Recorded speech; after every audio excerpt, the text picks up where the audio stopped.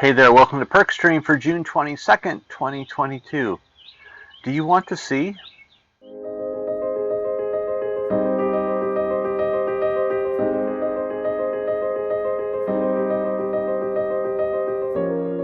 Hey, I'm really glad you stopped by today. I'm looking forward to spending some time with you.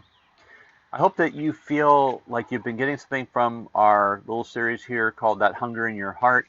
Uh, I really love how John has taken the I am statements of Jesus and he's made them come alive for us in the stories he places around them. So, like in John chapter 9, he remembers that Jesus said, I am the light of the world. Whoever walks in me will never walk in darkness. And then he goes on to tell a story about healing a blind man and giving this man sight, giving this man light for his eyes. So he sits down and he makes some mud and puts them on the man's eyes. He says, "Go wash this off." And the Bible says he went home seeing. He had left home that morning blind. He went home seeing. And now this sets off a firestorm in his family. They all kind of like, "How did this happen? How did you leave here blind and come home seeing?" And they call in the Pharisees and they do a whole investigation and they want to know who did this, where did this happen, why did this happen? Were you really blind before, or is this just like something you're making up? And at the end of it all, the man, it says that they tossed him out. They threw him out. It is this forceful act. It was an act of excommunication. See, before, when he was blind, he could get some sympathy.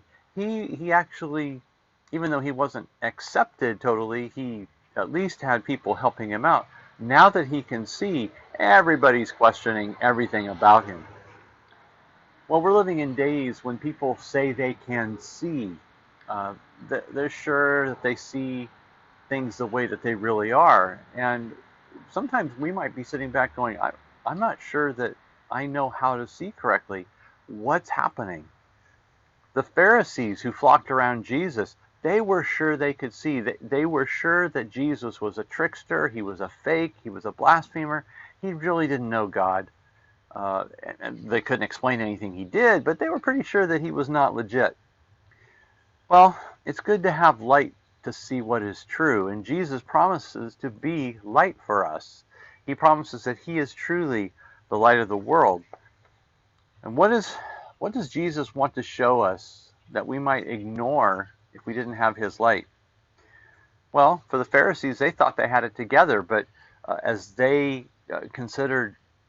Jesus actually considered their life and their actions, he said, you think you have light because you keep the traditions and you keep the laws. You think you have light because you have the word, but you fail to know who I am, and so you're in darkness.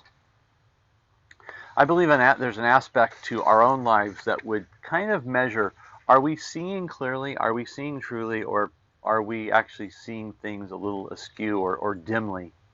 And that is an aspect of humility. Could you see humility in the people around you? Can you see humility in the people you listen to? Could some of us be in the darkness ourselves because we hold something so tightly and we don't have the humility to say we don't know everything? Now, don't hear what I'm not saying. I'm not saying that we can't know truth and that we can't know the light. That's not what I'm saying. But what I am saying is that we are not capable of seeing everything the way that God sees it. And we're not capable of seeing everything because we are just so limited as human beings. So let's be careful in our approach to life and our approach to others. We show we have the light when we reflect Jesus. And one aspect of Jesus' character is humility. The humility to know when to stop and when to pick up an argument, when to let it go, when to stand firm. The humility to know that you're not arguing against an idea most of the time. You're actually talking to another person.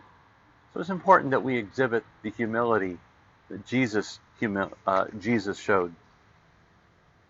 He's the one that makes us able to see. He's the one that makes us able to know what is true. And so we don't own this truth. This truth has been given to us. It's a gift. And so let's own that truth and own the light that has been given to us with all humility. You're just a few hundred feet into Subway Cave in Lhasa National Park. You will be in pitch blackness. It will be dark and you will be disoriented if you know nothing about the cave. You need a light in that cave. And people actually do walk through that cave. It's a pretty straight shot, actually, and you can walk through it without a flashlight if you dare. But if you get in there and you take just one wrong turn or make one wrong move, you'll be disoriented and you're not going to find your way out.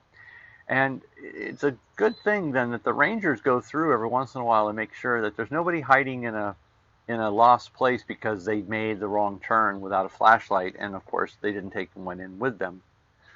But like the Pharisees of old, we can get lost in the dark. The light of the world has come into our cave and come into our darkness to show us the way out. And we need to continue to embrace the light that the Pharisees refused to, but that the blind man did embrace. I'm going to ask that, continue to be hungry for Jesus and continue to be hungry for his light and humbly embrace the light that he is giving you, because we know that by his light we see all things truly.